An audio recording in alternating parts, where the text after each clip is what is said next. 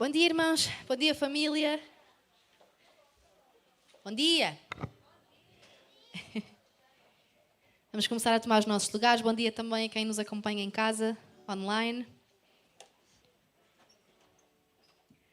E estamos juntos, mais uma vez, pela graça de Deus, para podermos adorá-lo, louvá-lo, ter comunhão uns com os outros e podemos fazê-lo em liberdade.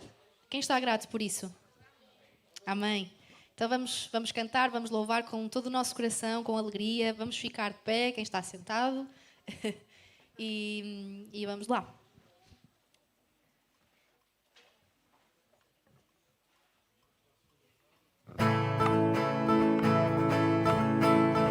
Vamos bater as nossas palmas.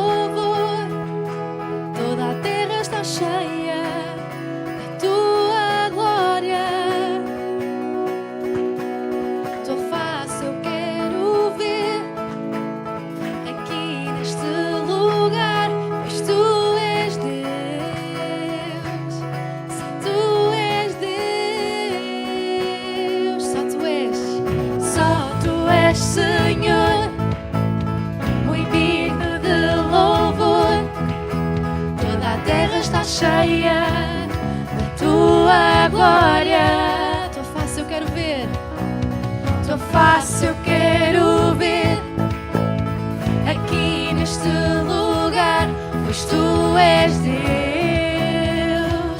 só tu és Deus. Te adoramos,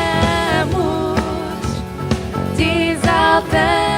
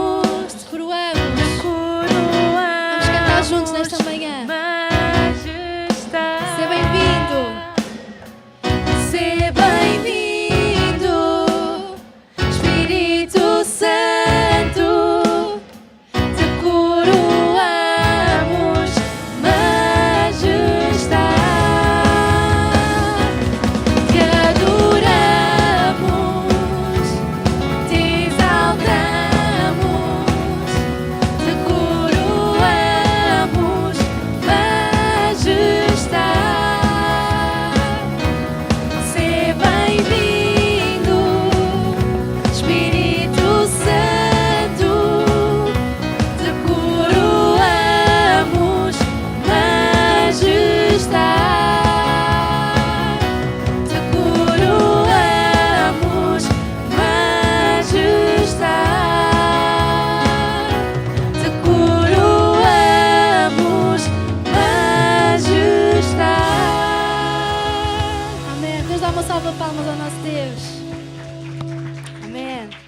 Então vamos estarmos juntos. Podemos virar para a pessoa que está ao nosso lado e dizer: é tão bom poder louvar a Deus juntos. É tão bom poder ver o teu rosto nesta manhã e estar na presença do nosso Deus.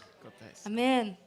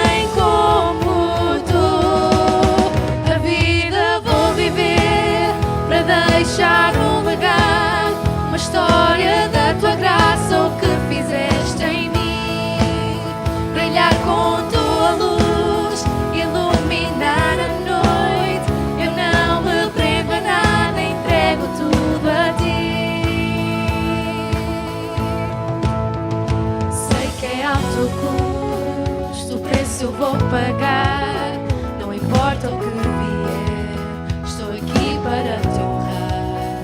Teu reino vês chegar, tua vontade reinar em cada um de nós, enquanto a esperança cresce. Não há ninguém como tu, aleluia. Não há ninguém como tu, a vida vou viver para deixar um legado, uma história da tua graça, o que fizeste em mim, brilhar com tua luz, iluminar a noite. Eu não me prendo a nada, entrego tudo a ti. A vida vou viver para deixar um legado, uma história da tua graça, o que fizeste em mim, brilhar com tua luz, iluminar a noite. Eu não me prendo a nada, entrego tudo a ti. Quando a minha tocha se apagar e o meu tempo acabar, que ao olhar para mim todos possam ver que o meu coração é igual ao teu no fim. Quando a minha tocha se apagar e o meu tempo acabar, que ao olhar para mim todos possam ver que o meu coração é igual ao teu no fim. A vida vou viver para deixar um legado, uma história da tua graça, o que fizeste em mim, brilhar com tua luz, iluminar a noite. Eu não me prendo a nada, entrego tudo a ti. A vida vou viver para deixar um legado, uma história da tua graça, o que fizeste em mim, brilhar com tua luz, iluminar a noite. Eu não me prendo a nada, entrego tudo a ti. Que ao olhar para mim todos possam ver que o meu coração é igual ao teu no fim, que o meu coração é igual ao teu no fim, que o meu coração é igual ao teu no fim. Vamos dar uma salva de palmas ao nosso Deus. Amém, sim, Senhor. Paz, Senhor, todos os irmãos. Os irmãos podem se sentar por breves instantes. E vamos aproveitar este tempo que nós aqui na igreja dedicamos à oração, mesmo em família, para orarmos em família, porque nós também oramos nas nossas casas e no nosso dia-a-dia, isso também é importante. E nós, nesta manhã, queremos orar especificamente por quem toma conta do nosso país, ou seja, do Presidente da República, do Governo que está a ser agora formado, do Sr. Presidente da Câmara, daqui de Gaia, e os seus Presidentes de Junta, e todo o Executivo que está à volta destas situações.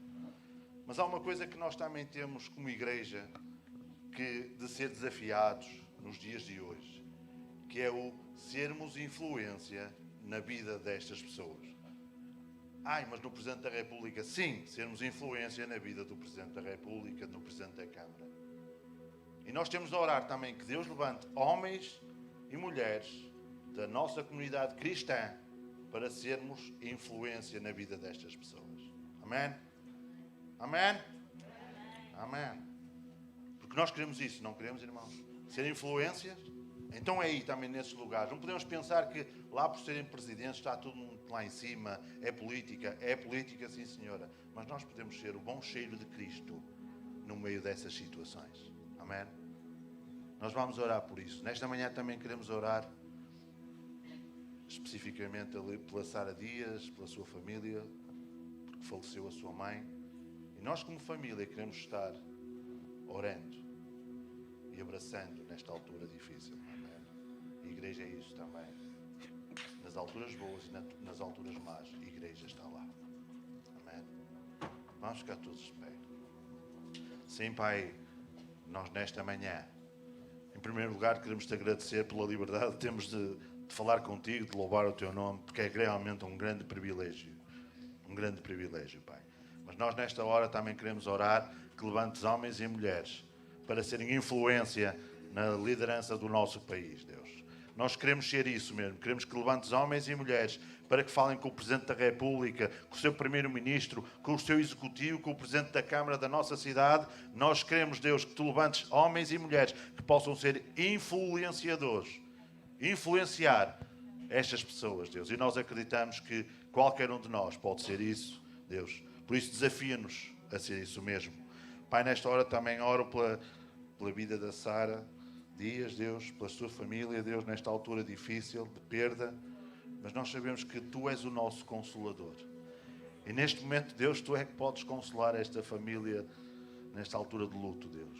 Por isso, Pai, nós oramos para que vá ser o consolo na vida, Pai, desta família, Deus. E neste culto, continua a falar connosco. Amém.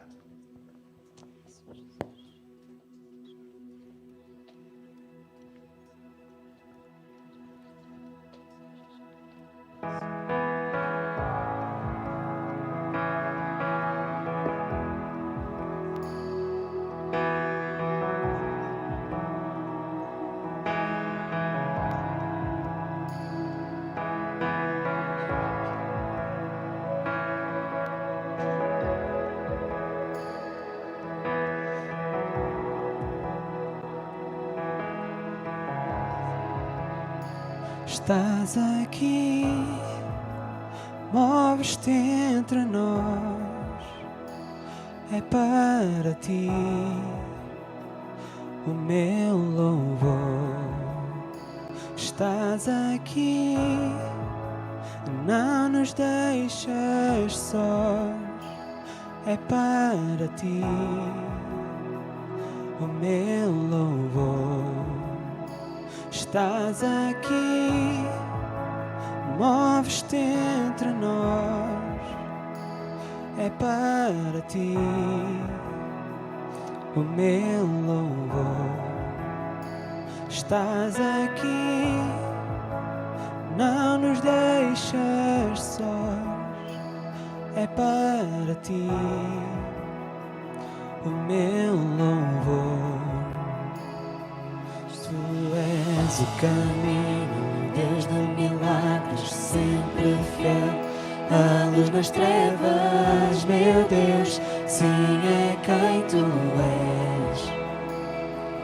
Tu és o caminho, Deus de milagres, sempre fiel, a luz nas trevas, meu Deus, sim, é quem tu és. Estás aqui tocar corações, é para ti. O meu louvor, estás aqui a curar corações, é para ti. O meu louvor, estás aqui a transformar meu ser, é para ti. O meu louvor, estás aqui, consertas meu viver, é para ti. O meu louvor, tu és o caminho, Deus de milagres, sempre fiel, a luz nas trevas, meu Deus, sim, é quem tu és.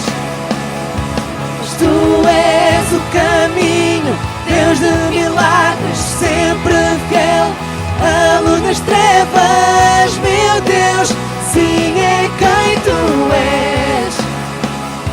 Mas tu és o caminho, Deus de milagres, sempre fiel, a luz nas trevas, meu Deus, sim, é quem tu és.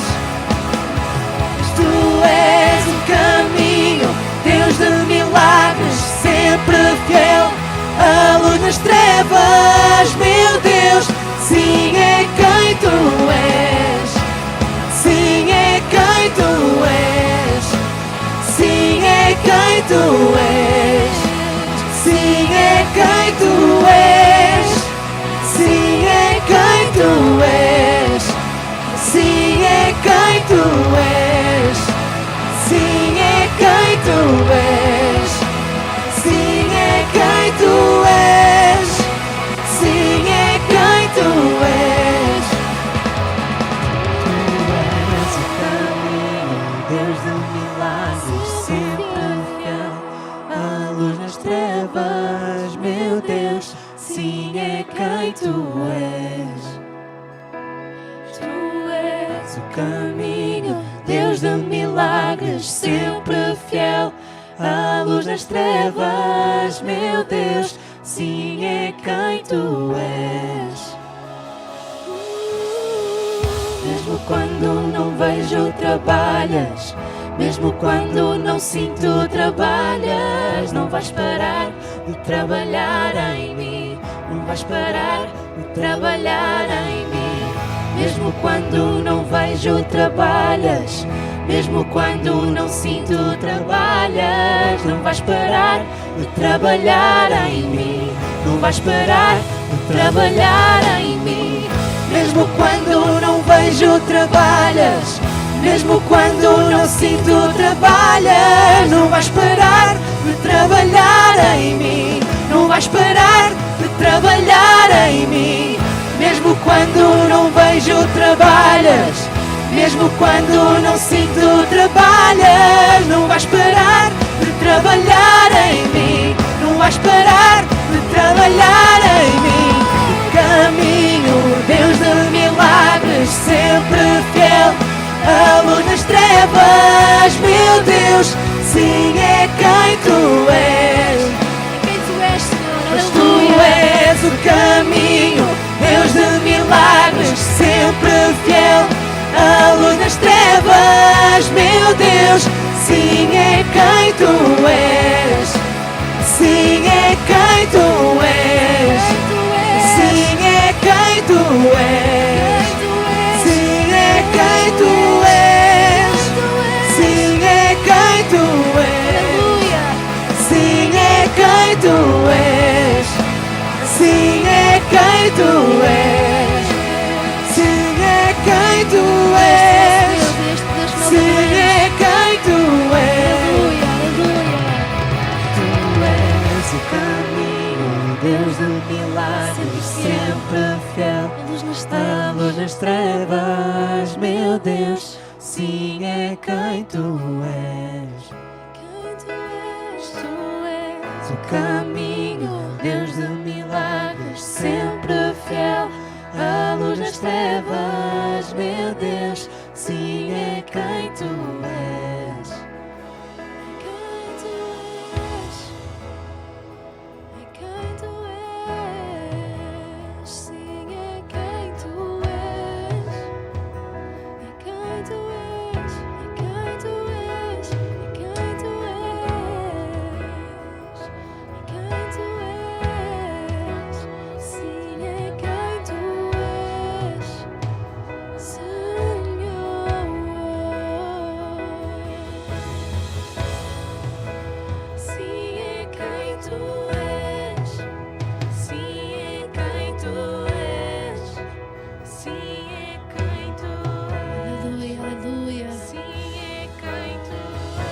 Tua presença nesta manhã, Senhor.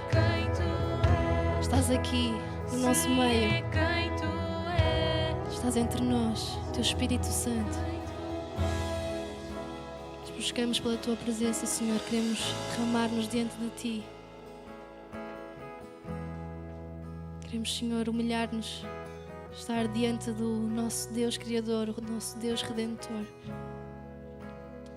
Aquele que deu tudo por nós, aquele que é o Deus fiel, o Deus dos milagres, que é a luz na escuridão.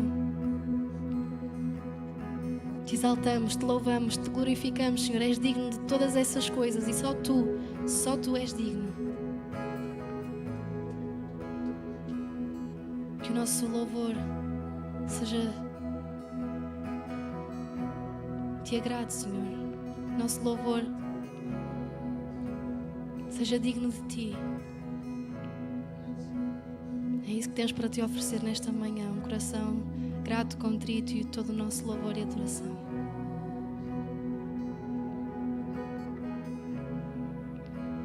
Sim, é quem Tu és. Sim, é quem Tu és. Sim, é quem Tu és.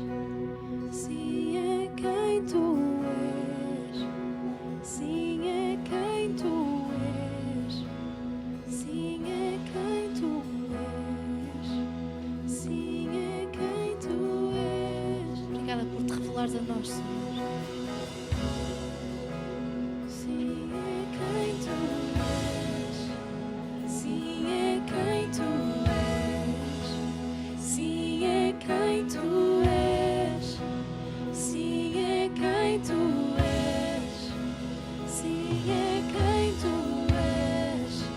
Sim, é quem Tu és. Nosso louvor. Sim, é quem Tu és. Nossa adoração. Sim, é quem Tu és. Só para Ti, só para Ti, Senhor.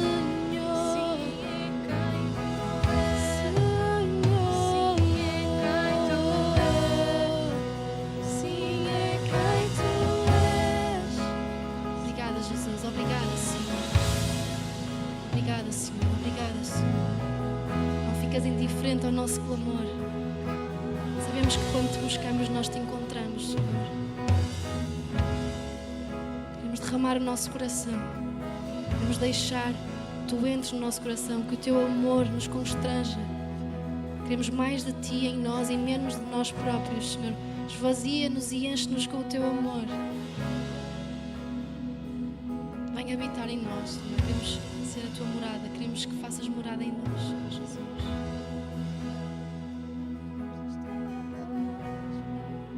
Glória, glória ao Teu nome. Glória ao Teu santo nome, Jesus. Glória ao Teu santo nome, Jesus. Te exaltamos.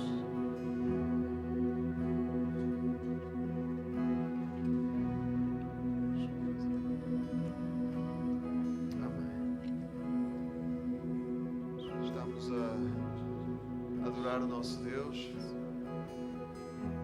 Podem ficar sentados um pouquinho e da mesma maneira que Deus não para de trabalhar, nós também não podemos parar de o adorar. Amém? Deus não para, mesmo quando nós não vemos, mesmo quando não sentimos.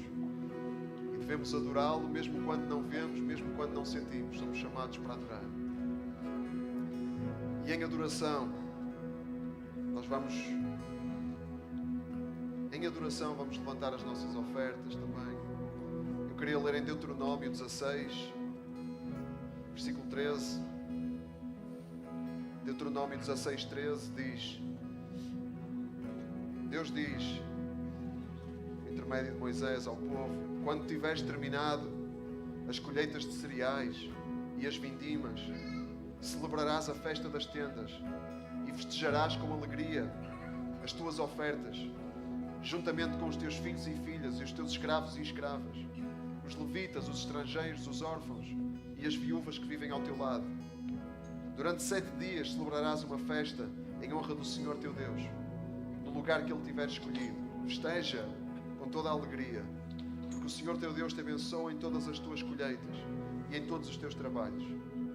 3 vezes por ano, todos os teus homens devem apresentar-se diante do Senhor teu Deus, no lugar que Ele tiver escolhido, na festa da Páscoa, na festa de Pentecostes e na festa das tendas.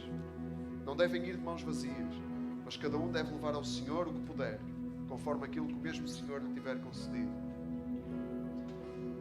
Nós vemos que Deus é um Deus que ordena a celebração. Deus ordena que festejemos. Deus é um Deus de celebração, é um Deus de festa. E vemos que aqui, nas festas, a gratidão a Deus, a gratidão a Deus, a alegria por tudo que Deus tem feito, é algo que não pode deixar de estar presente. Esse é o motivo da festa. É a nossa gratidão e a nossa alegria por tudo aquilo que Deus é e faz. E Ele é tudo aquilo que nós estivemos a cantar: o caminho, Deus de milagres, a luz nas trevas. E Deus ordena isto ao povo de Israel. Esta é a festa das tendas, celebrando a saída do Egito, quando viveram no deserto em tendas. É isso que eles deviam se lembrar e celebrar. Mas vemos que a adoração, a celebração, não é de mãos vazias. O povo é dito ao povo, é ordenado ao povo, da parte de Deus, para eles não irem de mãos vazias, mas festejarem ofertando. Festejarem ofertando a Deus. E é isso que vamos fazer. A oferta é uma festa.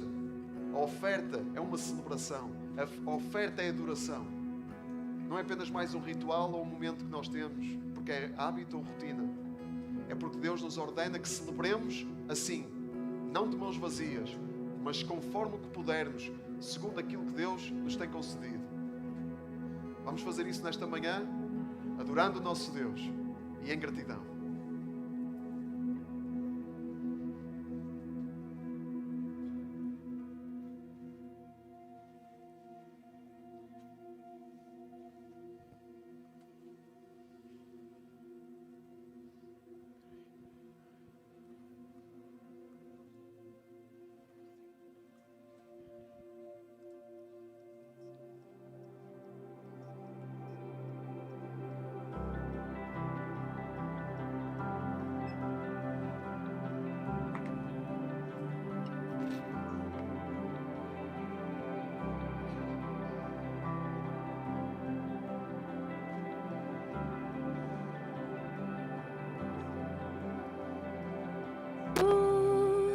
Doce voz, ouvi o pecador sussurrando: Filho meu, faz de mim o teu Senhor.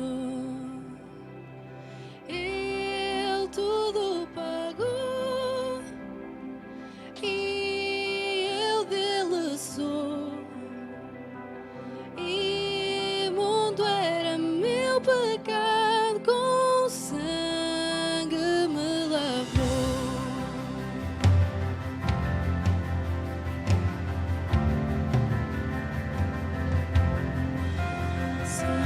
Senhor, agora sei teu poder apenas e só pode a lepra curar, corações duros quebrar.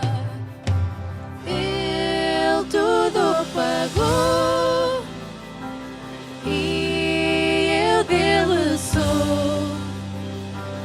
Imundo era meu pecado, com sangue me lavou.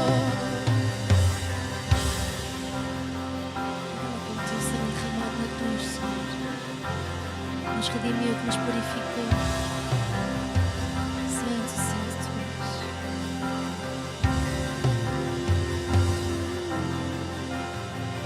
E quando ante o trono eu na glória estiver, Jesus morreu por mim, ainda hei de repetir.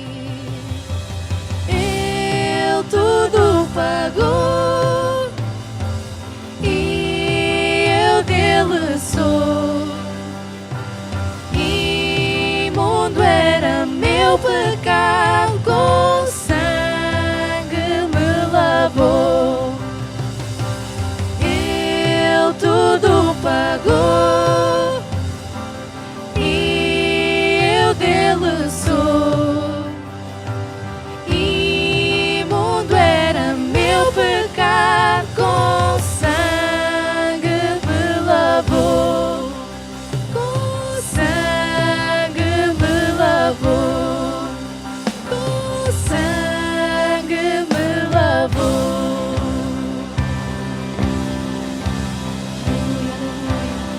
Nossa dívida Ele pagou. Vamos cantar isto nesta manhã. Jesus pagou a nossa dívida com o seu sangue. Santo, santo Tu és Jesus. Santo Tu és Jesus. A minha dívida pagou, com Ele me ressuscitou. A minha dívida pagou, com Ele me ressuscitou.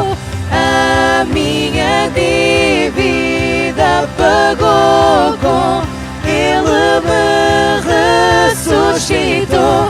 A minha dívida pagou, com Ele me ressuscitou. A minha dívida pagou, com Ele me ressuscitou. A minha dívida pagou, com Ele me ressuscitou. Eu te louvo, eu te louvo, eu te louvo, eu te louvo. Nós te louvamos, Senhor. Nós te louvamos. Aleluia, aleluia. Recebe o nosso louvor. É para ti, Deus da glória. Rei da glória, Senhor dos senhores. Sim, Deus, sim, Deus. Obrigada pelo teu sacrifício na cruz. Sim, aleluia. A minha dívida pagou, com Ele me ressuscitou. A minha dívida pagou, com Ele me ressuscitou. A minha dívida pagou, com Ele me ressuscitou. A minha dívida pagou, com Ele me ressuscitou.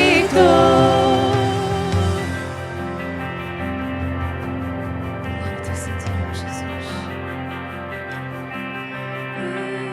Tudo pagou e eu dele sou.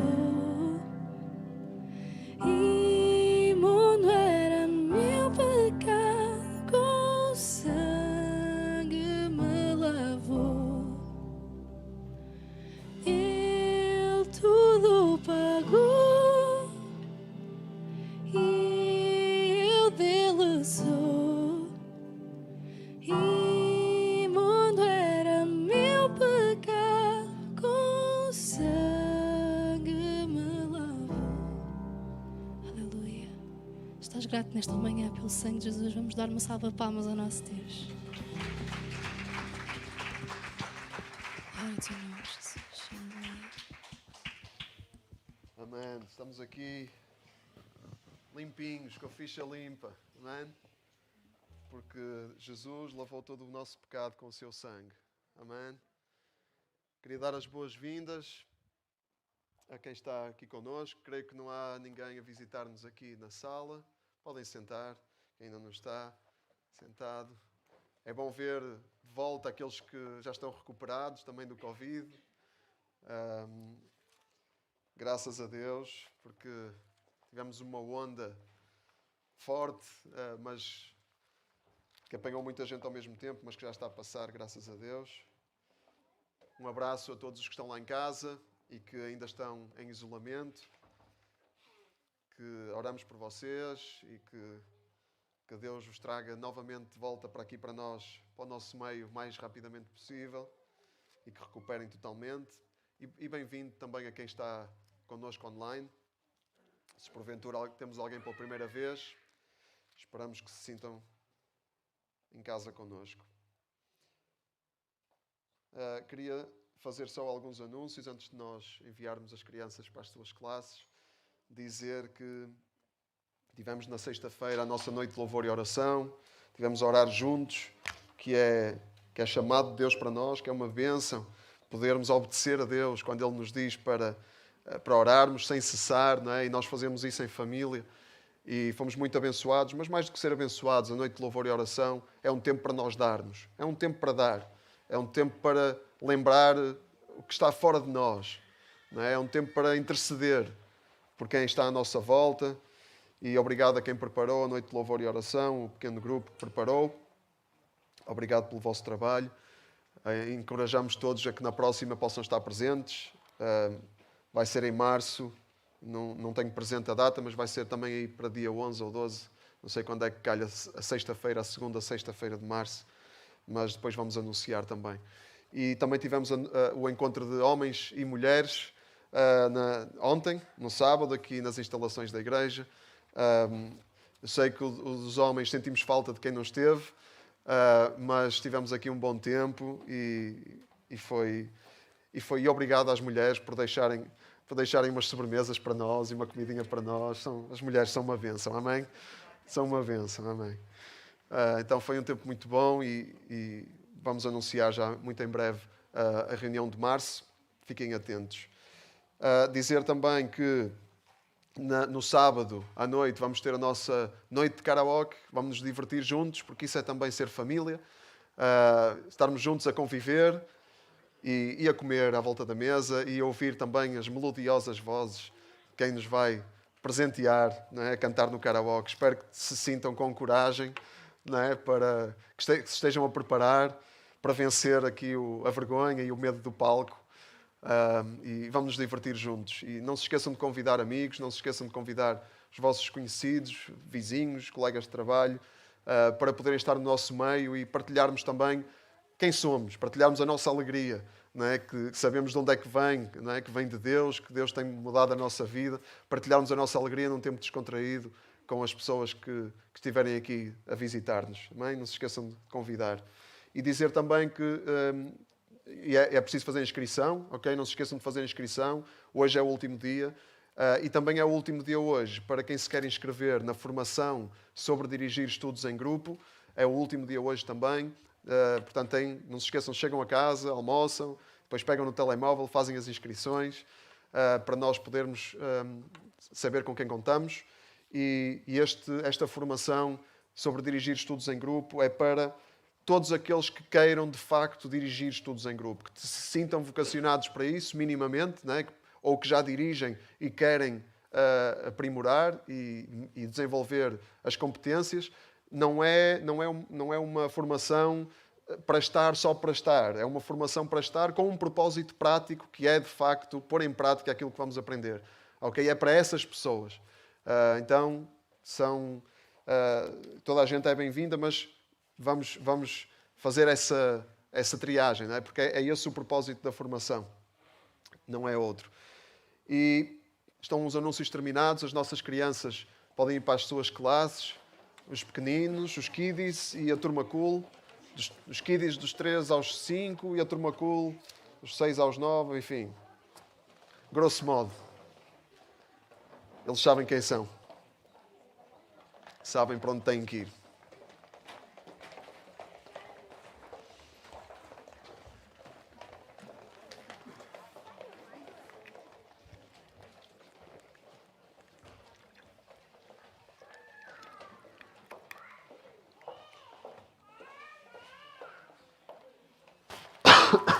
Desculpem. Qual é a expectativa de Deus? Qual é o desejo de Deus e a vontade de Deus para a forma como os irmãos se devem tratar? Como é que os irmãos se devem tratar? Como é que se devem relacionar, os irmãos, segundo a vontade de Deus? Como? Como é que isso se faz? É duro ser magoado e ser traído até por pessoas que nós não conhecemos muito bem. É duro isso, dói. Mas ser traído por irmãos, ser magoado por irmãos, é muito mais duro ainda. Certo? É verdade isto? E nas próprias origens do povo de Israel, está exatamente isto, uma traição. Traições e mágoas entre irmãos. Vamos abrir em Gênesis 25, versículo 19, vamos ler esta história de dois irmãos, uma história de traição e de mágoa e de ressentimento, que nos vai contextualizar para o que vamos falar a seguir. Gênesis 25, 19 diz: Esta é a história de Isaac, filho de Abraão.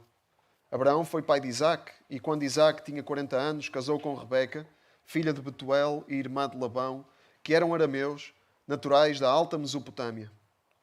Isaac pediu ao Senhor pela sua mulher, porque ela não conseguia ter filhos. O Senhor ouviu o seu pedido e Rebeca ficou grávida. 2 gêmeos lutavam um contra o outro no seu ventre, e ela exclamou: Foi realmente para isto que eu fiquei grávida? Foi então consultar o Senhor, e ele respondeu-lhe: Trazes dentro de ti 2 povos, 2 nações hão de sair do teu ventre. Cada um deles tentará ser o mais forte, mas o mais velho é que terá de submeter-se ao mais novo. Completou-se o tempo de Rebeca dar à luz, e nasceram 2 gêmeos. O primeiro a nascer era muito moreno e todo coberto de pelo, e deram-lhe o nome de Esaú.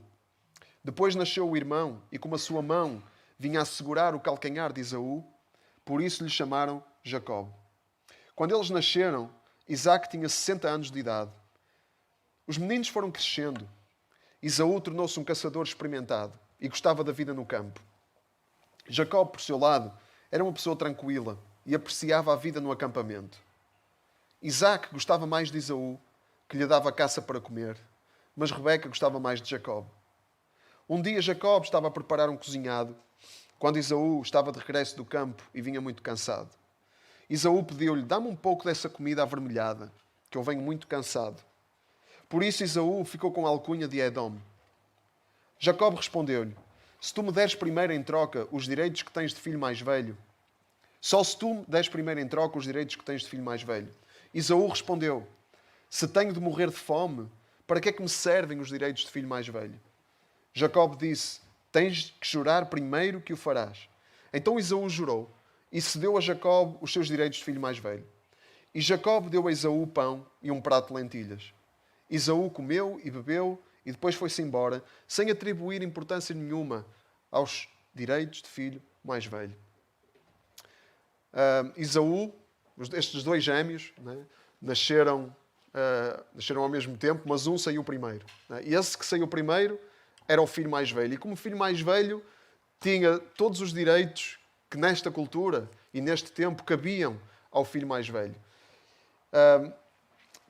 Este estatuto de filho mais velho é também chamado primogenitura. Né? A primogenitura. E a primogenitura é o quê? A primogenitura era a garantia da herança do pai, do estatuto do pai. O pai passava o seu estatuto ao filho mais velho. E o filho mais velho ficava com todos os privilégios do pai, que cabiam ao pai. Privilégios e responsabilidades. O líder da família, o cabeça da família, do clã. Aquele sobre quem, em primeiro lugar, recaía a responsabilidade de conduzir a família. E conduzir a família segundo os caminhos do Senhor. Era um grande privilégio. Encabeçar toda uma família, todo um clã. Não é? Era uma grande responsabilidade e era um grande privilégio que só a uma pessoa cabia. Mas nós vemos que Esaú não atribui importância nenhuma a isso. É assim que esta passagem termina, de facto. Esaú foi-se embora sem atribuir nenhuma importância aos direitos de filho mais velho. Ele não atribuiu nenhuma importância a esse incrível privilégio que ele tinha. E trocou isso por um guisado, né? Por um prato de lentilhas e por um bocado de pão. Porquê? Porque ele estava preocupado não com o chamado de Deus para a vida dele, de ser o líder, de ser o cabeça da família, do clã, de conduzir a família nos caminhos de Deus. Ele estava preocupado não com isso. Estava preocupado em satisfazer os seus instintos básicos. Estava preocupado com as suas necessidades imediatas. Ele queria era... Ele dizia, o que é que me adianta ser filho mais velho se vou morrer à fome? Então, ele caiu. A verdade é que ele caiu na esparrela de Jacob. Né? Jacob armou-lhe ali, mas Jacob foi inteligente.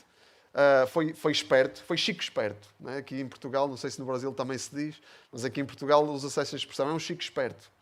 Né?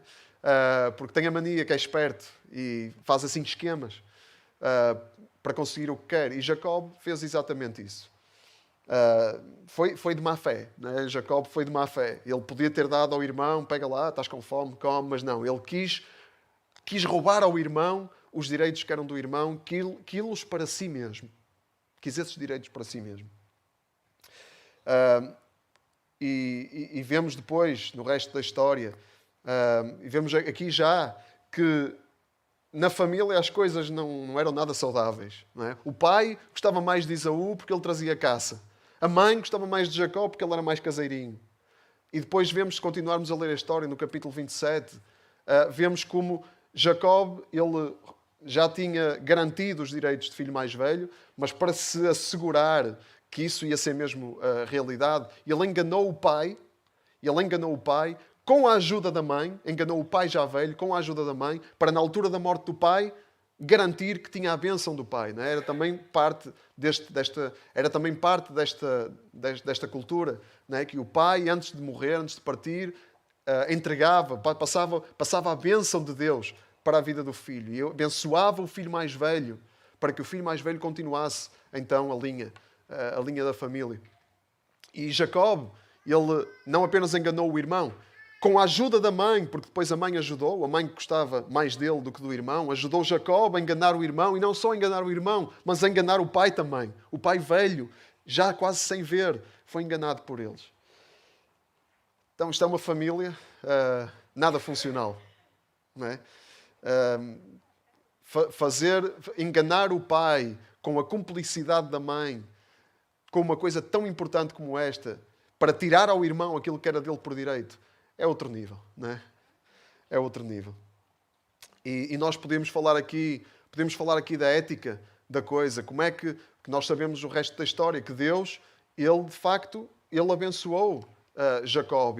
Deus como que compactuou com isto tudo. Com esta história de estratagemas e esquemas de engano, de traição. Né? Jacob traiu Esaú, é verdade, mas Esaú também traiu-se a si mesmo, podemos dizer assim. Traiu o propósito de Deus para a vida dele. Ele não quis saber. E podíamos falar aqui da ética da coisa, como é que Deus compactua com tudo isto? Como é que Deus depois, ele faz de Jacob o pai, ele torna Jacob em Israel, aquele que lutou com Deus e venceu, né? E que foi o pai de uma nação. Né? Jacob foi o pai dos 12 filhos que deram origem às 12 tribos de Israel. E como é que Deus compactuou com isto? Não é esse o propósito desta história. Esta história é para nos contextualizar. Só não é entrar aqui a fundo, mas uma coisa nós podemos dizer, que eu acho que para mim, pelo menos na minha leitura, é bastante óbvio, é que Deus, Ele abençoa quem deseja a sua bênção. Ele abençoa quem quer. Quem tem garra, mesmo que seja um chico esperto. Deus abençoa quem quer mesmo a sério a sua bênção. E Deus tira aquilo que podia ser a sua bênção àqueles que são morninhos, que são passivos, que não se importam, que não querem saber do privilégio que têm. Isso acho que é óbvio, não só daqui, mas no que nós conhecemos no resto da revelação da Bíblia. Não é? Jesus disse isso, não é? Quem muito tem, mais lhe será dado, e quem não tem, ainda o que tem lhe será tirado. Porquê? Porque Deus, Ele quer ver pessoas apaixonadas. Ainda que sejam chicos espertos. E claro, depois Deus trabalha nisso. Porque também Deus também não quer... Deus também não vê com bons olhos estes esquemas e estas traições. Mas Deus trabalha nisso. E Deus, depois, nós sabemos que Ele trabalhou na vida de Jacó. Não é? Porque Deus também quer purificar e Deus também quer aperfeiçoar. Mas essa é aquilo que nós podemos tirar daqui. Essa é a lição que nós podemos tirar daqui. Deus quer pessoas apaixonadas, não pessoas morninhas. Deus quer pessoas que vão atrás da sua bênção, não pessoas que ficam assim à espera para ver o que acontece, ou que abdiquem até, que não deem importância ao privilégio que têm. Mas não é sobre isso que vamos falar, como eu estava a dizer. Nós queremos falar sobre relacionamentos entre irmãos. Partindo daqui desta história de Esaú e Jacob. E esta rivalidade entre Esaú e Jacob. Depois nós, se lermos o resto da história em Gênesis, vemos que Esaú depois quis matar Jacob, andou atrás de Jacob, Jacob fugiu, andou fugido, depois encontraram-se e houve uma espécie de reconciliação, mas ficaram lá os ressentimentos, ficou lá a mágoa, e essa mágoa e esses ressentimentos estenderam-se para as descendências de cada um deles. Porque a descendência de Jacob transformou-se em quê? No povo de Israel. E a descendência de Esaú transformou-se no povo de outra nação, chamada Edom. Edom, e nós vemos que era a alcunha de Esaú, era Edom. Edom significa algo como vermelho, não é? Por causa do guisado, que era avermelhado. Não é? E então Esaú ficou com esta alcunha de Edom. E Edom, a descendência de Esaú, transformou-se neste povo, o povo de Edom.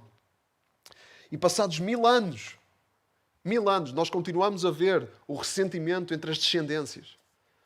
Por causa deste conflito, destas traições entre irmãos. E assim chegamos ao livro do profeta Obadias. Isto foi para contextualizar. Chegamos ao livro do profeta Obadias. É o livro mais pequeno do Velho Testamento. Tem um capítulo. Não é? Lê-se assim em 5 minutos.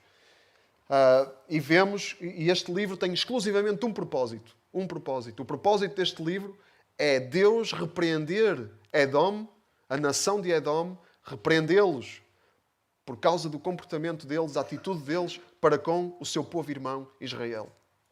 Só tem este propósito, este livro. E cumpre este propósito num capítulo. Em Obadias, nós chegamos à miséria de Judá. Obadias é chamado profeta, é um dos profetas do exílio, porque o povo de Israel já tinha sido, o povo de Judá, do Reino do Sul, o povo de Israel já tinha sido conquistado há alguns anos, há alguns séculos, 2 séculos mais ou menos. Tinha sido conquistado pelo Império Assírio. E o Reino do Sul, Judá, tinha acabado de ser conquistado pelo Império Babilónico. E se nós lemos lá em 2 de Reis, capítulo 25, nós vemos a história de como o rei da Babilónia, Nabucodonosor, entrou em Judá, entrou em Jerusalém, destruiu a cidade, destruiu o templo, levou os objetos do templo para a Babilónia, levou muita gente de Judá, deportada para o exílio da Babilónia. E Obadias profetiza nesse contexto. A queda de Jerusalém foi mais ou menos em 587 a.C. Obadias profetiza pouco depois disso. E eu tenho que fazer aqui uma confissão. Eu saltei um profeta. Né? Os irmãos sabem, nós estamos a ver os profetas menores por ordem cronológica, ou seja, por ordem de tempo. E eu enganei-me, saltei um profeta. Saltei Sofonias, saltei o profeta Sofonias. Né? Espero que ele não fique chateado comigo, o profeta. Mas depois voltamos lá.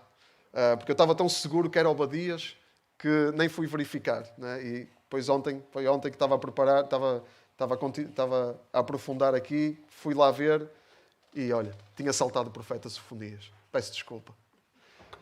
Mas vamos a Obadias e nós, no livro de Obadias, tiramos então lições sobre qual deve ser o relacionamento entre irmãos segundo a vontade de Deus. São 3 lições valiosas que nós precisamos de tirar sobre o relacionamento entre irmãos.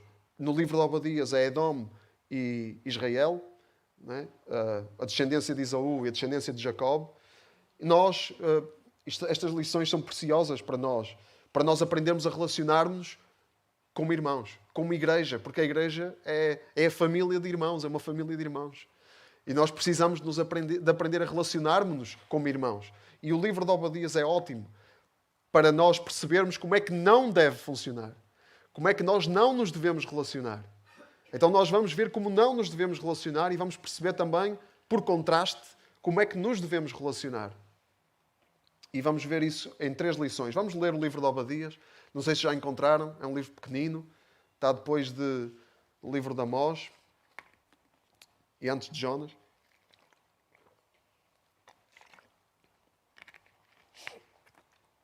Todos encontraram? Então vamos a Obadias. Mensagem revelada a Obadias, contendo o que o Senhor diz contra o povo de Edom. Ouvimos uma mensagem do Senhor ao embaixador enviado aos povos estrangeiros. Vamos, todos a combater contra Edom. Ó terra de Edom, vou fazer de ti o mais pequeno dos povos. Serás desprezada por todos, a tua arrogância seduziu-te. Porque habitas em rochas escarpadas, nos cimos da montanha, dizes para ti própria, quem poderá deitar-me ao chão? Ainda que voes tão alto como a águia e faças o teu ninho nas estrelas, de lá te hei de derrubar, palavra do Senhor. Se os ladrões ou os salteadores te assaltarem durante a noite, não levarão tudo o que puderem? Em que estado ficarias? Se os vindimadores te assaltarem como uma vinha, não deixarão apenas alguns rebiscos? Ah, como os descendentes de Esaú vão ser saqueados, até serem descobertos os seus tesouros bem guardados. Vão expulsar-te para fora da tua terra, todos os teus aliados te vão trair. Os teus amigos vão se apoderar de ti, os teus companheiros de mesa colocam-te armadilhas e dizem, eles não percebem nada. Fiquem sabendo que naquele dia acabarei com os sábios de Edom, com os homens inteligentes das montanhas de Esaú. Palavra do Senhor. Os teus guerreiros vão ficar aterrorizados, Temã, e todos os homens da montanha de Esaú serão mortos. Por causa das tuas violências contra o povo de Israel, teu irmão, vais ficar coberto de vergonha e serás exterminado para sempre. Vocês estavam presentes no dia em que os inimigos venceram o seu exército, quando os estrangeiros entraram na sua cidade e tiraram à sorte as riquezas de Jerusalém, também vocês se comportaram como eles. Não te alegres pelo que aconteceu ao teu irmão no dia do seu desastre. Não te regozijes pelo que aconteceu ao povo de Judá no dia da sua ruína. Nem fales com arrogância por aquele dia de angústia. No dia da ruína do meu povo, não devias ter entrado na cidade, nem te devias ter alegrado com a sua desgraça, nem devias ter-te apoderado da sua riqueza no dia da sua calamidade. Não te devias ter colocado nas saídas para matar os que fugiam. Não devias ter entregue os que escaparam naquele dia de angústia. Está a chegar o dia do castigo do Senhor, em que Ele julgará todos os povos. O mal que fizeste cairá sobre ti, e assim receberás a paga pelo que fizeste. A mesma taça de castigo que vocês beberam na minha montanha santa, ó israelitas, todos os outros povos a irão beber sem fim. Hão de beber dela até ao fundo, e depois desaparecerão sem deixar rasto. Então no monte Sião ficará um resto, e esses serão santos, e os descendentes de Jacob retomarão o que era seu. Os descendentes de Jacob e de José serão como um fogo ardente, mas os descendentes de Esaú serão como a estopa. Vão arder e queimar-se naquele fogo. Ninguém conseguirá sobreviver da descendência de Esaú. Sou eu, o Senhor, quem o afirma. Os do Negev ocuparão a montanha de Esaú, as terras baixas dos filisteus, os campos de Efraim e da Samaria, Benjamim e Gileade. Os exilados de Israel, que são numerosos como um exército, ocuparão Canaã até Sarepta. Os exilados de Jerusalém, que vivem em Sefarad, ocuparão as cidades do Negev. Depois irão vitoriosos ao monte Sião, e de lá hão de governar o território montanhoso de Esaú, e o rei será o Senhor. A primeira lição que tiramos daqui sobre o relacionamento entre irmãos é esta. A arrogância é a morte dos relacionamentos. A arrogância é o princípio da queda. Nós no versículo 3 vemos exatamente isto. Deus diz, a tua arrogância seduziu-te, porque habitas em rochas escarpadas no cimo da montanha, dizes para ti própria, quem poderá deitar-me ao chão? Edom tinha uma posição privilegiada geográfica, muito difícil para os inimigos invadirem. E eles achavam que isso os ia proteger. Achavam que ninguém os poderia derrubar. Nem o próprio Deus. Era a arrogância deles. E nós vemos que eles estavam redondamente enganados. Redondamente enganados. Deus diz-lhes, ainda que voes tão alto como a águia e faças o teu ninho nas estrelas, de lá te hei de derrubar, palavra do Senhor. Nós vemos no versículo 6 que eles iam ser saqueados e expulsos da sua própria terra. E não importava a posição deles, o poderio deles, não importava. Eles achavam que os seus meios materiais os tornavam imunes a todos os inimigos. Mentira. Ninguém não queiram ter Deus como inimigo. Porque para Deus não há fortalezas, não há nada, não é, que o impeça. Quando Ele age, ninguém pode impedir. E a arrogância é isto. A arrogância é o princípio da queda. Se nós lembrarmos Adão e Eva, por exemplo, porque é que eles caíram? Não é? Eles caíram, qual foi o pecado de Adão e Eva? Foi o orgulho.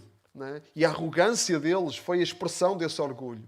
Não é? A arrogância de achar que podiam ser que podiam chegar a um patamar de igualdade com Deus. A arrogância de achar que eles podiam fazer as suas próprias regras. A arrogância de achar que eles podiam... a arrogância de achar que podiam interpretar à maneira deles aquilo que Deus tinha dito. Deus tinha dito, se vocês comerem dessa árvore, vão morrer. E eles quiseram interpretar aquilo à maneira deles, à maneira da serpente. Não é? E acharam que eles podiam interpretar à maneira deles. E nessa arrogância, eles caíram. E nessa arrogância, eles ficaram com o relacionamento deles com Deus destruído e com o relacionamento entre eles destruído também e o relacionamento entre os seus filhos destruído e o relacionamento de uns com os outros em toda a humanidade, não é? Comprometidos e destruídos e manchados por causa do pecado que eles trouxeram, por causa da arrogância deles. Sabem, se nós fizéssemos um top 3 das coisas que Deus mais detesta, onde é que a arrogância estaria? Não é? Eu acho que talvez estivesse lá no número 1. Das coisas que Deus mais detesta. Nós vemos isso na Bíblia, ao longo de toda a Bíblia. Que a arrogância impede o relacionamento com Deus. E quando não há relacionamento com Deus, o relacionamento com os outros também fica seriamente comprometido, fica destruído até. Porque é a saúde do nosso relacionamento com Deus que determina a saúde do nosso relacionamento com os outros. Porque a arrogância enche-nos de nós mesmos. E quando nós estamos cheios de nós mesmos, nós não conseguimos relacionar-nos de uma forma saudável com os outros. Estamos cheios de nós.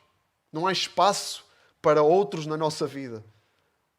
Ainda que os queiramos ter por perto, não há espaço para eles.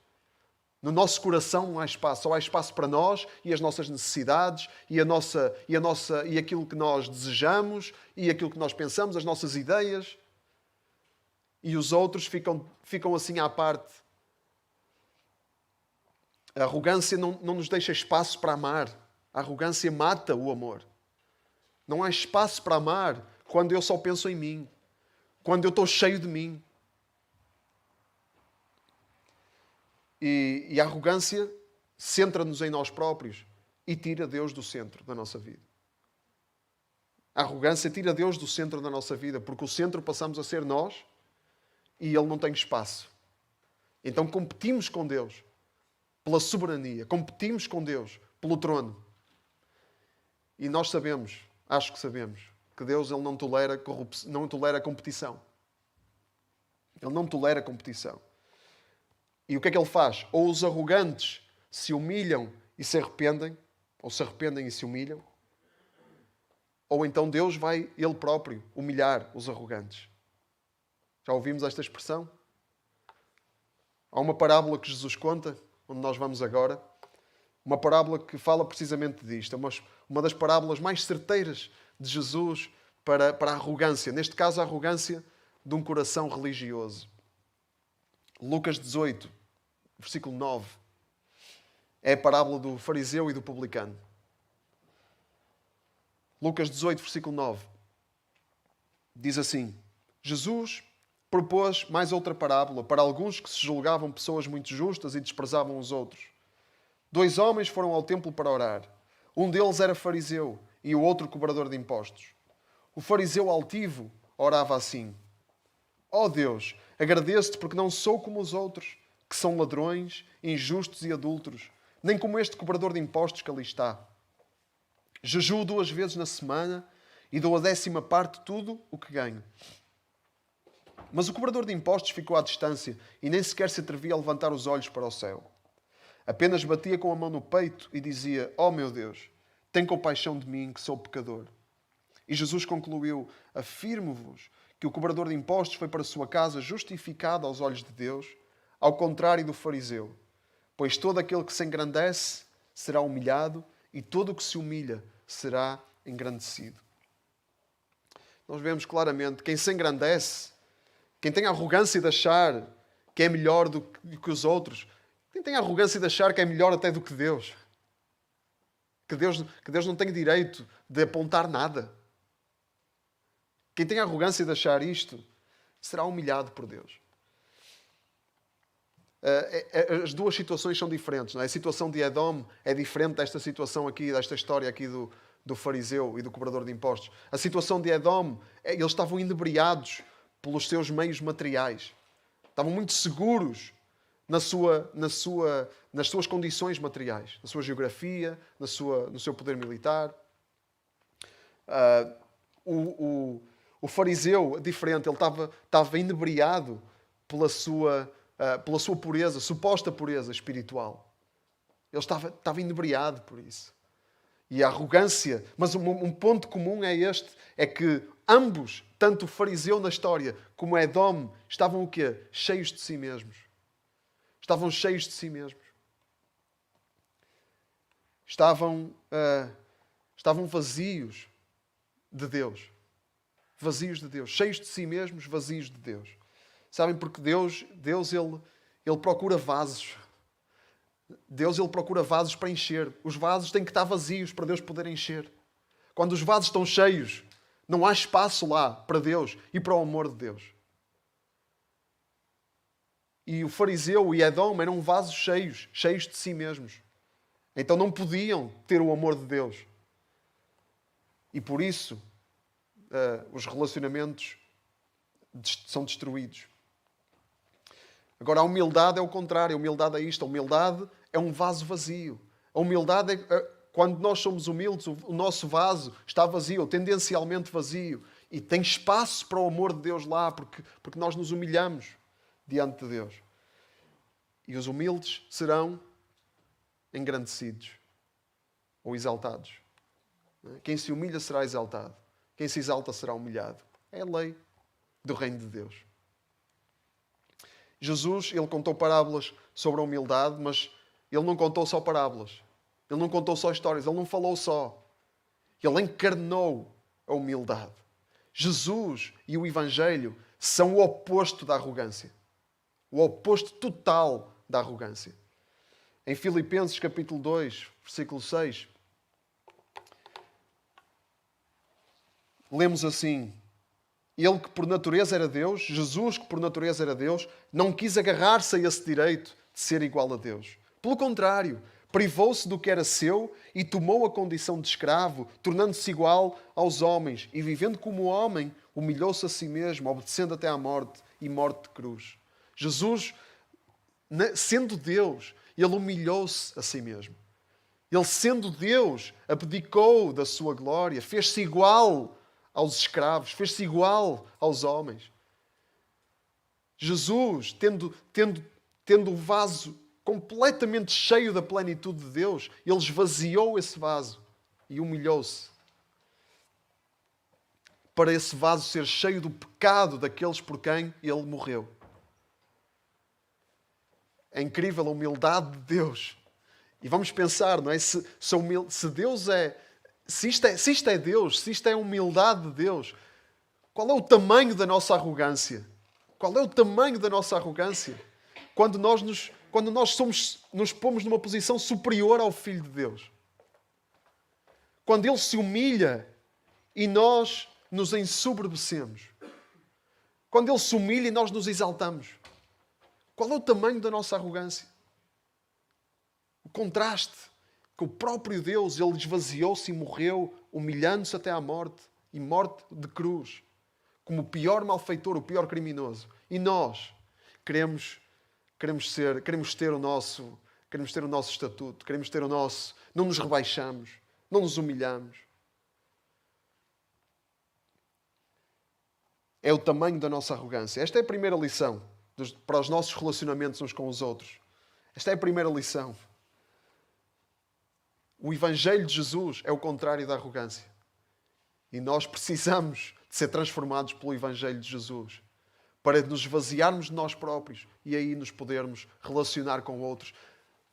Esvaziarmos de nós próprios, sermos cheios do amor de Deus, para aí podermos entregar o amor de Deus aos outros. Para aí podermos espalhar o amor de Deus à nossa volta. Porque somos humildes e temos espaço em nós para Deus nos encher. Então aí nós podemos também encher os outros. Aí nós podemos também distribuir pelos outros aquilo que recebemos de Deus.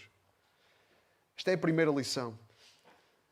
Atenção que é fácil nós enganarmos a nós próprios. O nosso orgulho é tão subversivo, é tão insidioso, que é tão fácil nós enganarmos a nós próprios. Não é? É tão fácil acharmos que somos humildes. Não é? Há quem diga que o meu maior orgulho é ser humilde. Já ouviram esta expressão? Não é? Isto mostra logo como o orgulho é tão subtil. Não é? Se introduz de formas tão subtis. Não é? Que quando nós somos humildes, a nossa reação é orgulhar-nos. Quando vemos alguma humildade em nós, orgulhamos-nos disso. Mas é fácil enganarmos a nós próprios. Não é? É fácil dizer, sim, eu tenho falhas, claro, não sou perfeito. É fácil dizermos isso. Mas depois, quais falhas são essas? Que falhas? Por quais falhas tuas é que tens pedido desculpa a outros? Quais falhas tuas são essas que tu estás a entregar a Deus para trabalhar? Quais são as... eu tenho falhas. Nós gostamos muito de generalidades. Gostamos muito de abstrações. Sim, eu tenho falhas. Claro, não sou perfeito. Mas onde é que isso está na prática? Onde é que isso está? Não é? Este é um teste à arrogância. É um teste. Não é? A pergunta é esta. Em que área específica da tua vida é que tu precisas de bater no peito como cobrador de impostos e pedir misericórdia a Deus? Qual é a área? Um exemplo. É para pensar.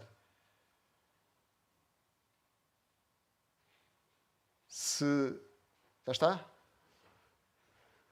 Se não vem nenhuma área à nossa mente, podemos ter a certeza que estamos a viver em arrogância.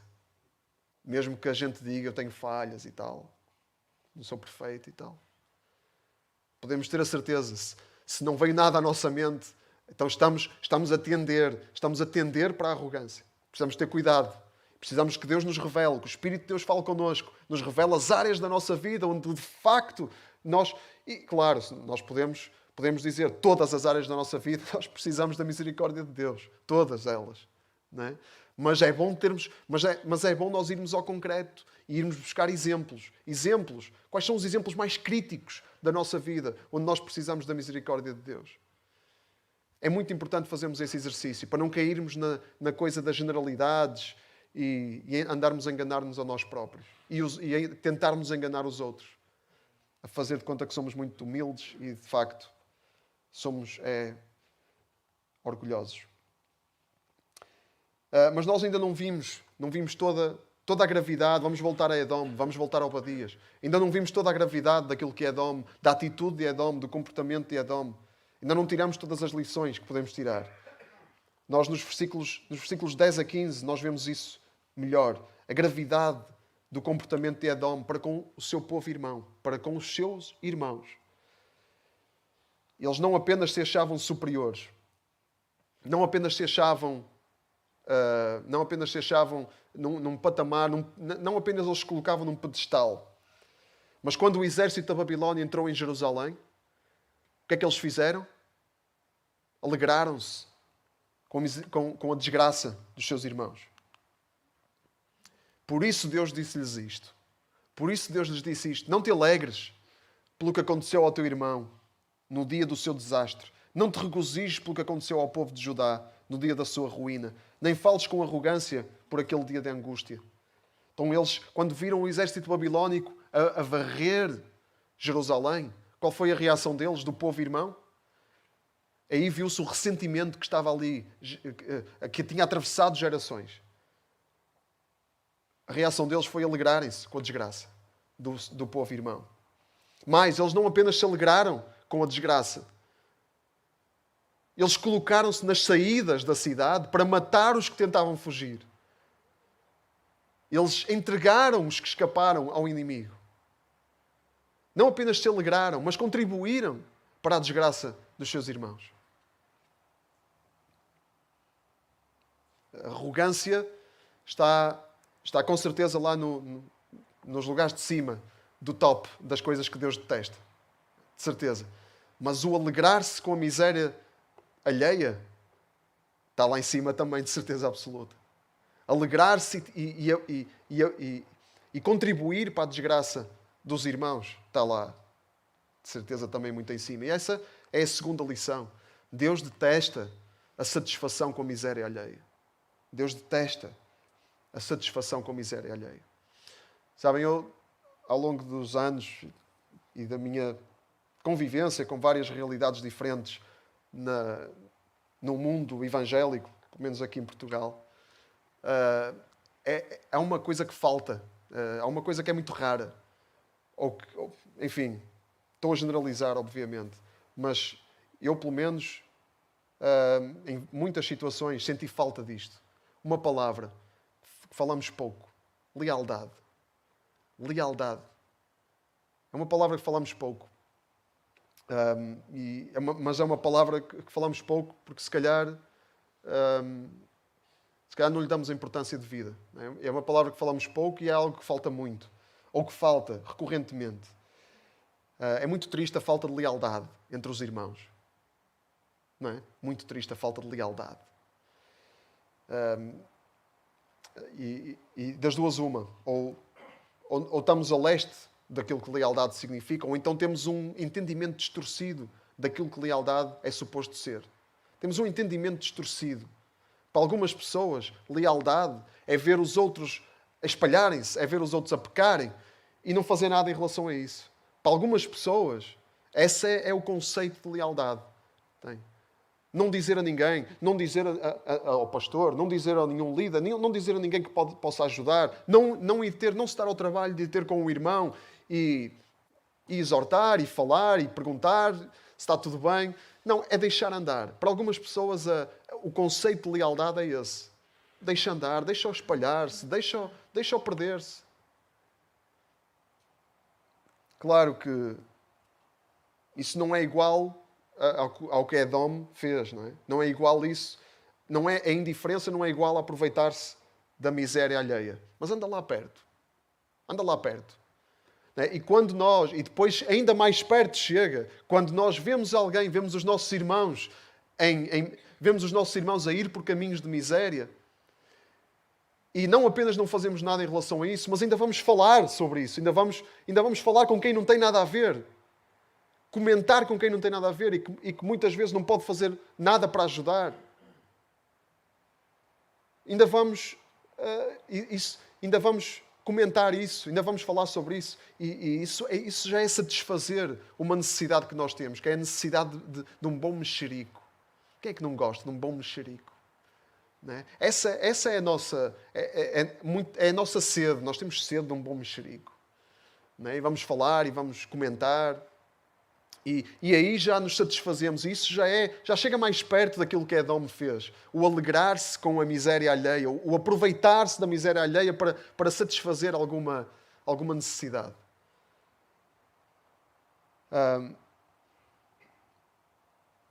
Lealdade não é isso. Lealdade não é isso. É o contrário disso. Lealdade é eu amar o suficiente para me incomodar com a vida do meu irmão. Não é? Faz lembrar quando Deus perguntou a Caim onde estava Abel e Caim disse: sou eu porventura guarda do meu irmão? O que é que eu tenho a ver? Não é? Lealdade não é isso. Lealdade é eu sim ser responsável pela vida do meu irmão. É eu sim saber que aquilo que acontece na vida do meu irmão me diz respeito, não para eu meter o bedelho, não para eu meter o nariz onde não sou chamado, mas para estar perto e para falar com alguém. Eu simplesmente não posso falar com alguém que possa ajudar. Falar com alguém que possa ajudar. Eu não posso simplesmente cruzar os braços e deixar a miséria na vida do meu irmão, deixar o mal na vida do meu irmão, continuar a crescer. Isso não é ser igreja. Isso não é ser leal. Queremos saber como é que se vive com lealdade? A Bíblia dá-nos muitos exemplos. Não é? A Bíblia dá-nos muitas orientações sobre como viver com lealdade. Eu escolhi um texto aqui em Romanos, capítulo 12. Romanos 12 tem muita orientação prática. Não é? Romanos 12, no versículo 9 e 10 e versículo 15 a 18, que diz assim: que o vosso amor seja sincero. Detestem o mal e pratiquem o bem. Amem-se como irmãos e ponham os outros sempre em primeiro lugar. Um bocadinho mais abaixo, no versículo 15. Alegrem-se com os que estão alegres e chorem com os que choram. Vivam em harmonia de sentimentos. Não procurem honrarias, mas aceitem as ocupações mais humildes. Não se envaideçam com aquilo que sabem. Não paguem o mal com o mal. Procurem antes fazer o bem diante de todos. Façam tudo o que for possível da vossa parte para viverem em paz com toda a gente. Amar com sinceridade. Isso é lealdade. Amar com sinceridade. Detestar o mal. Detestar o mal ao ponto de não deixar o mal crescer livremente. Ao ponto de não ficar de braços cruzados enquanto o mal cresce e se multiplica. Pôr os outros em primeiro lugar. Acima da nossa conveniência. Pôr os outros em primeiro lugar. É melhor eu ficar de braços cruzados e meter-me na minha vida e os outros, cada um que cuide da sua. Mas isso não é lealdade. Isso não é ser irmão. Isso não é amar. Amar é eu pôr os outros acima da minha conveniência. Isso é um sinal de amor. No verso 15 temos aqui 2 antídotos. No verso 15 deste capítulo 12 de Romanos. 2 antídotos. Temos um antídoto contra a inveja. Qual é o antídoto contra a inveja? Ou o contrário da inveja? Alegrem-se com os que se alegram. A inveja é tristeza pela felicidade dos outros. Mas o chamado para nós, de Deus, é alegrar-nos com aqueles que se alegram. Não é entristecer-nos com a alegria dos outros, mas alegrar-nos com os que se alegram. E depois temos um antídoto contra outra coisa tóxica, que é a indiferença. Outra coisa venenosa, que é a indiferença. Chorem com os que choram. A indiferença é... Meu irmão está a sofrer. Pronto, eu tenho os meus problemas e as minhas preocupações. Tenho a minha vida para me preocupar também. Chorem com os que choram. Isso é o antídoto para a indiferença. Sofremos com os nossos irmãos. Sentimos as dores dos nossos irmãos. Viver em harmonia, ser humildes, escolhermos ocupações humildes, não andarmos à procura de honrarias. Enfim, o contrário do que os edomitas fizeram, o contrário do que Edom fez, neste exemplo do livro de Obadias. E atenção, que o povo de Israel estava a ser julgado pela sua desobediência também.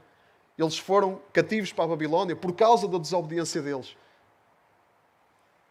E o povo de Edom nem assim tinha o direito de se alegrar. Nós não nos alegramos quando os nossos irmãos colhem os frutos da sua desobediência. Não dizemos, olha, azar, bem feito. Meteu-se lá, agora, olha, desenrasque-se. Isso é ser Edom. Alegrar-se com o fruto com o fruto da desobediência dos irmãos. Nós não nos alegramos com quem colhe os frutos da sua desobediência. Nós choramos com quem colhe os frutos da sua desobediência. Nós entristecemos. Não nos podemos enganar. Não é? O que semeia, colhe-se. O que se semeia, colhe-se. É verdade. Colhe-se os frutos da desobediência. E Deus, Ele castiga a desobediência. Deus, porquê? Porque Deus sabe. Porque Deus, Ele odeia. Deus detesta tudo aquilo que destrói os relacionamentos. Deus detesta tudo aquilo que destrói o amor. Deus detesta tudo aquilo que toma o lugar do amor. Tudo aquilo que viola o amor. Deus detesta, Deus odeia, Deus abomina essas coisas. E por isso Deus castiga. Porque Deus, Ele quer que o amor se torne supremo. E para isso é preciso castigar o mal. E Ele diz isso em Obadias, no versículo 15. Está a chegar o dia do castigo do Senhor, em que Ele julgará todos os povos. O mal que fizeste cairá sobre ti, e assim receberás a paga pelo que fizeste. Há uma coisa interessante neste versículo. Deus julgará todos os povos. Ninguém tem carta branca. Ninguém tem carta branca para fazer o que Deus detesta. Ninguém tem carta branca para destruir o amor. Seja povo escolhido, seja povo inimigo, seja o povo que for. Israel era o povo escolhido e ele estava a colher os frutos da sua desobediência. Não interessa se somos crentes, não interessa se somos evangélicos, não interessa se somos cristãos. Nós temos o chamado para a obediência, temos o chamado para a lealdade, temos o chamado para amar. E quando não amamos, as coisas correm mal. E ainda bem que as coisas correm mal, para nos despertar. Aquilo que Deus deseja, a terceira lição, aquilo que Deus deseja de todos os povos, para todos os relacionamentos, é a mesma coisa. Santidade. Deus deseja santidade para todos os relacionamentos. E só a santidade prevalecerá no fim. Deus vai purificar, Deus está no processo e Deus vai purificar toda a terra de tudo aquilo que atenta contra o amor, de tudo aquilo que destrói o amor, de tudo aquilo que destrói relacionamentos.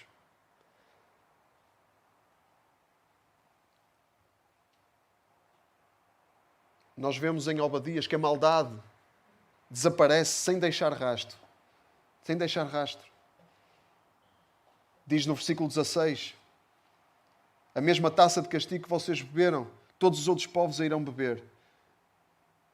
Hão de beber dela até ao fundo e depois desaparecerão sem deixar rastro. Então no monte Sião ficará um resto, esses serão santos e os descendentes de Jacob retomarão o que era seu.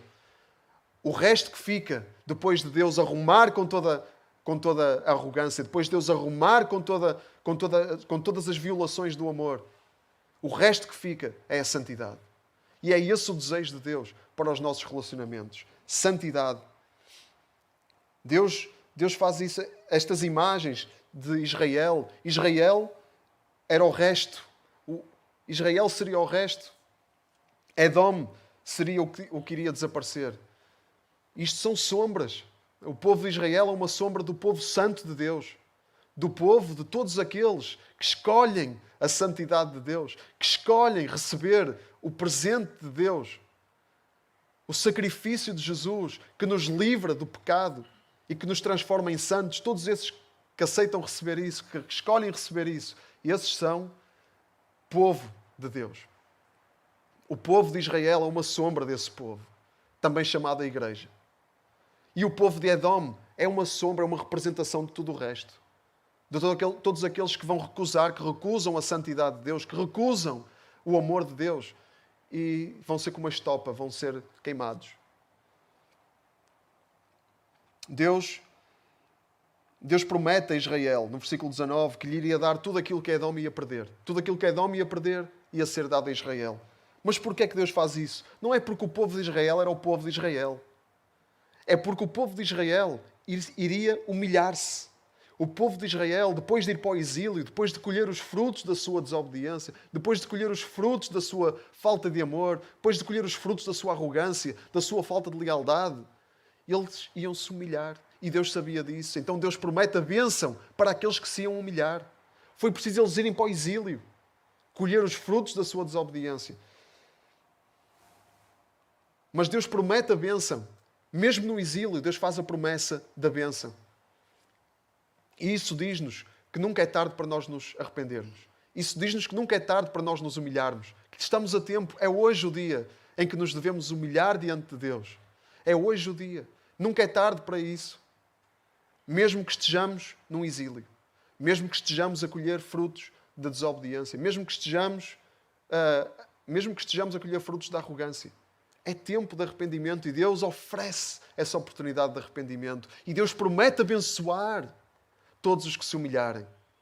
Mesmo que se humilhem porque foram para o exílio. Mesmo que o motivo da humilhação seja colher os frutos da arrogância. Deus promete isso. Nós podemos escolher ser este povo. Podemos escolher ser como Cristo. Foi obediente até à morte e por causa da sua humildade foi exaltado. Nós podemos escolher Cristo e ter relacionamentos saudáveis. E não existem relacionamentos saudáveis sem santidade. Não existem relacionamentos saudáveis sem santidade, porque santidade, no pacote de santidade, está tudo isto. Está a humildade, está o respeito, está o amor, está a misericórdia, está a compaixão, está a lealdade, está a pureza, está a solidariedade. Tudo isto está no pacote da santidade. E sem estas coisas, que tipo de relacionamentos é que nós vamos ter? Vão ser relacionamentos tóxicos, vão ser relacionamentos venenosos, vão ser relacionamentos destrutivos. Que tipo de relacionamento é que vamos ter sem humildade, sem respeito, sem amor, sem misericórdia? Que tipo de relacionamento? Sem compaixão? Que tipo de relacionamento é que vão ser aqueles que vamos ter? Vão ser relacionamentos destrutivos, que até se podem arrastar, mas vão ser pobres, deficientes, muito longe daquilo que Deus deseja para os relacionamentos entre irmãos. E nós não nos podemos relacionar com os outros, nem com Deus, sem santidade. Porque sem santidade, diz a Bíblia, ninguém verá o Senhor. Está em Hebreus 12, versículo 1. Sem santidade, ninguém verá o Senhor. Deus, Ele transforma-nos em santos por intermédio do sacrifício de Jesus. E esse é o nosso... Porque Ele nos lava, como cantávamos, de todo o pecado. Ele tudo pagou.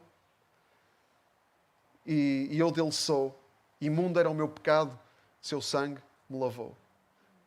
Nós somos lavados pelo sangue de Cristo e podemos ser santos.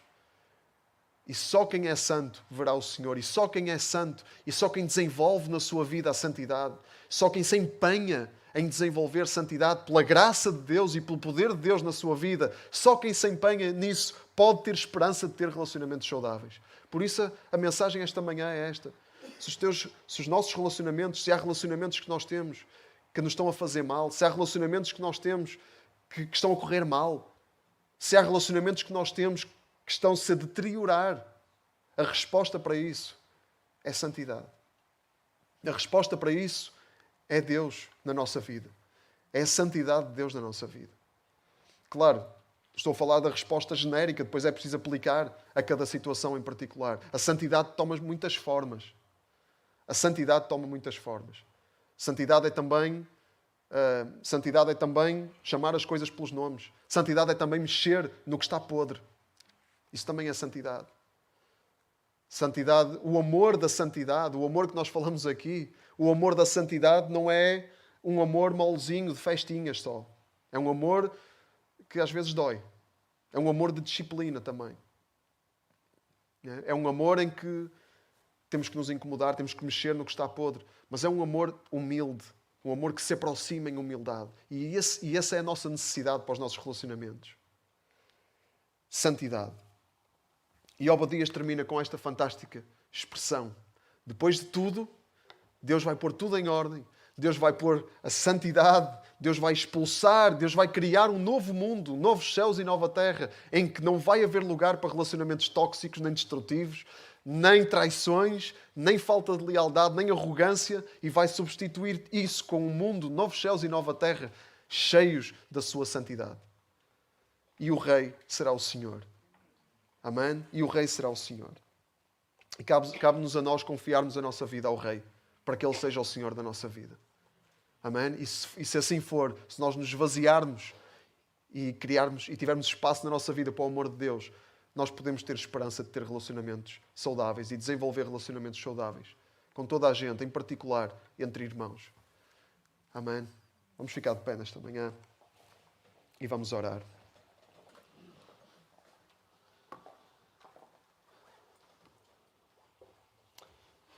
Pai querido, nós te louvamos nesta manhã, Senhor. Agradecemos-te, Deus, porque Tu nos mostras claramente o caminho que temos diante de nós. Mostras-nos claramente, a Tua palavra é tão clara. Senhor, não há margem para enganos ou para dúvidas, Senhor. Tu mostras claramente o Teu desejo, a Tua vontade para a nossa vida. Vivermos em santidade e estarmos num caminho de nos santificarmos. Pai, não pela nossa força, que não temos, mas pelo Teu poder e pela Tua graça. Senhor, e queremos isso para nós, queremos isso para a nossa vida, Pai. Para que para que possamos amar a Ti em primeiro lugar e amar os outros como a nós mesmos, Senhor. Amar os nossos irmãos. Sermos leais para com os nossos irmãos. Amarmos em humildade. Senhor, pôr os outros num lugar superior a nós mesmos. Senhor, sermos vasos vazios de nós mesmos. Pai, que Tu podes encher com o Teu amor. É isso que nós queremos ser. Pai, em nome de Jesus, Senhor, se houve traição, se houve mágoas, se há mágoas, que não possamos seguir o caminho de Edom. Não possamos seguir o caminho desta história em que o ressentimento cresce e que o ressentimento se mantém e que séculos depois, gerações depois, continua a destruir, continua a envenenar. Deus, purifica-nos, Senhor. Limpa-nos de todos os ressentimentos, todas as mágoas, Senhor. Pai, ajuda-nos, Senhor, a entender como pôr a Tua palavra em prática em cada relacionamento que temos. Deus, sabendo que nós não somos perfeitos, sabendo que temos muita coisa muita coisa pela qual pedir misericórdia e abordemos os outros dessa forma também. Pai, mas que possamos estar sensíveis ao Teu Espírito para sabermos como agir, como lidar com cada situação. Dá-nos sabedoria, Senhor. Precisamos desesperadamente de Ti e de tudo o que Tu és na nossa vida, Senhor. Oramos, Pai, em nome de Jesus. Amém. Amém. Amém. Temos o caminho, não é? Vamos para o caminho, vamos pedir a graça de Deus e vamos caminhar com Jesus e sabemos que Ele está connosco todos os dias e que nunca nos abandonará e nunca nos desamparará. Amém? Grande consolo para nós. Nós vamos terminar cantando os parabéns. Temos 2 aniversariantes. Não sei se estão online, mas sei que pelo menos uma das pessoas vai estar e vai ver, que é a Lídia. A Lídia é filha da nossa irmã Hermínia. Uma senhora que a irmã Hermínia não tem estado connosco tantas vezes por causa da sua saúde, mas vêm sempre online, estão sempre online todos os domingos. Se calhar, não sei se na altura do culto, mas depois vão ver. É nesta altura, então estão online. Muito bem. Então, muitos parabéns para a Lídia. Vamos cantar os parabéns para a Lídia e também para o Leonardo, para o nosso irmão Leonardo, que fez aniversário também esta semana. Leonardo Castro. Vamos cantar os parabéns para ele também. Não sei se alguém aqui fez aniversário esta semana, que pode não estar no nosso calendário. Não? Ninguém fez? Ok, então vamos cantar os parabéns para estes nossos irmãos. Vamos lá.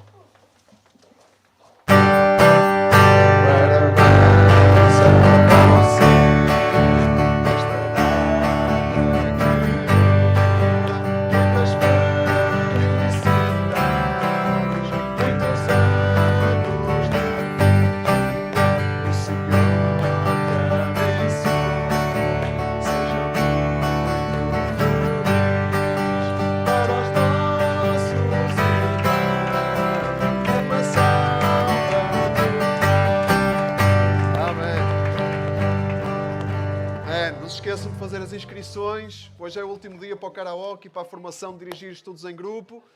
O Senhor abençoe, um bom domingo para todos, que a paz de Jesus esteja connosco. Quero ser fiel neste caminhar a dois, com amor